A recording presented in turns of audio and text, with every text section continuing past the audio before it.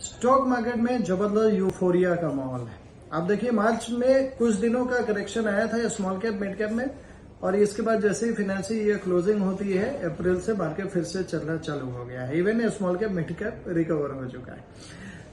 मगर क्या मार्केट का रिस्क खत्म हो गया है? मार्केट की वैल्यूएशन सस्ती हो गई है, रिजनेबल हो गई है? क्या सारे पैसे हर जगहों से निकाल के स्टॉक मार्केट में लगा देना चाहिए? आप देखिए 6 महीने पहले तक जो इंसान ये बातें कहते थे कि मैंने आज तक अपने पैसे एफडी के अलावे और कहीं नहीं लगाया, स्टॉक मार्केट का नाम भी नहीं जानता हूं, वो बंदे भी आज कहते हैं कि मुझे अगर म्यूचुअल फंड में लगाने हैं तो मैं रेगुलर फंड्स की बजाय डायरेक्ट फंड में लगाऊंगा। आपको पता होगा डायरेक्ट और रेगुलर फंड का फर्क सेल्फ मेडिकेशन और डॉक्टर से ट्रीटमेंट वाला होता है। 1% के चार्ज का जरूर डिफरेंस होता है, मगर जो रेगुलर प्लान्स होते हैं वह आप किसी expert financial advisor mutual fund distributor जिनका बड़ा एक्सपीरियंस है 10-15 सालों का, उनके परामर्श से लगाते हैं। 2600 फंड है, उनके सिलेक्शन आप एक एक्सपर्ट केयर में करते हैं। और जो डायरेक्ट प्लान है उसमें आप खुद से गूगल पे एकेडमिक रिसर्च करके उनमें पैसे लगाते हैं। सो जो रेगुलर से जैसे आप डायरेक्ट प्लान में आते हैं तो DIY डू इट योरसेल्फ करते हैं और आपका पोर्टफोलियो रिस्क बढ़ जाता है। इसलिए बढ़ जाता है कि इस क्षेत्र का अनुभव आपको ज्यादा नहीं है। कुछ यार दोस्तों की बातें सुन के लोग म्यूचुअल फंड के भी आगे बढ़ रहे हैं। अभी डीमैट अकाउंट खोले जा रहे हैं, नए डीमैट अकाउंट, और म्यूचुअल फंड में डायरेक्ट प्लान में भी क्यों 1% खर्च देना है, तो वो डीमैट में खुद से शेयरों की खरीद बिक्री करना शुरू कर चुका है।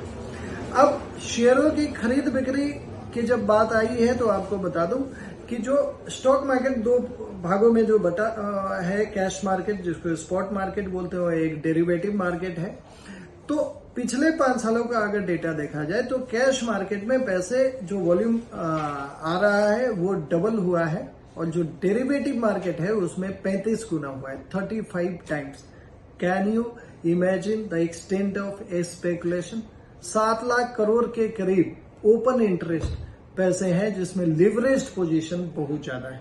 ये ट्रेड्स अगर उल्टे सेटल हुए, लेमन की भाषा में कहा जाए तो अगर मेरी जेब में 2 लाख रुपया है मगर मैंने मार्जिन फंडिंग लेके या उधारी लेके अगर 20-25 लाख रुपए मार्केट में लगाए हुए हैं, तो अगर ये बेट मेरा उल्टा पड़ गया तो मुझे 20-20 लाख रुपए का हर्जाना भरना पड़ेगा, मगर जेब में तो मेरे 2 लाख ही थे। अब ये जो स्टंटबाजी होती है मार्केट में, आप डायरेक्ट म्यूचुअल फंड से रेगुलर फंड में आए, रेगुलर के बाद डीमैट खोल के आप कैश मार्केट में आए, कैश मार्केट के बाद आप F&O में आए, और F&O के बाद अनलिस्टेड शेयर में आ गए, कुछ क्रिप्टोज में आ गए। ये सब अपने पोर्टफोलियो रिस्क को बढ़ाते जाने की कवायद है, और ये सारी चीजें इतिहास में पहले भी दर्ज हुई। 1885 में मार्केट 6 महीने में 100% 2 गुना हुआ था। 1992 में 19 महीनों में मार्केट 6 टाइम्स बढ़ा था, 6 टाइम्स। इसके बाद .com बबल आया था। 2003 से 2007 मार्केट में एक यूनिलेटरल बुलरन आया था, उस समय भी ऐसा ही माहौल था, मगर 2008 में क्रैश आया, 77% मार्केट डाउन हुए थे। उस समय जो पैनिक का माहौल होता है, खबरें बहुत गलत आती है, बहुत अशुभ खबरें आनी शुरू हो जाती है जब मार्केट में एक पैनिक का माहौल होता है।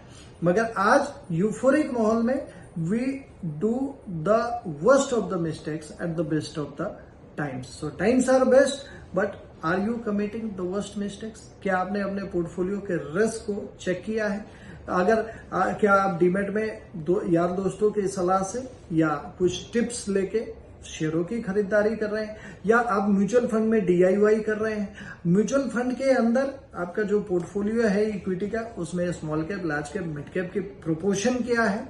उसके अंदर क्या डेट फंड है जो अगर मार्केट फॉलिंग होता है तो उस डेट फंड से आप कॉस्ट एवरेजिंग कर पाए? क्या आपने सिल्वर और गोल्ड के अंदर भी म्यूचुअल फंड के यूनिट्स बाई किए हुए हैं so that it gives U A cushion in terms of falling market? क्या आपने असेट एलोकेशन किया हुआ है कि अगले 10 सालों की बात के बाद, आज आप 60 के हैं, 10 सालों के बाद आप 70 के हो जाएंगे? So what is going to be your monthly cash flow? क्या सारा मंथली कैश फ्लो आप मार्केट के अंदर ही बनाना चाह रहे हैं, या there is some guaranteed cash flow provision also you have created for yourself, not only keeping yourself at the centre of the decisions but also you being out of the center and your dependents being left alone. So ये सारी बातें let's keep the conversation ahead. आप pointers है, do check your portfolios, do check, calculate your portfolio risk, try avoiding risk at the best of the times. When market comes down, start taking higher risk. But this is not a time to go for higher risk.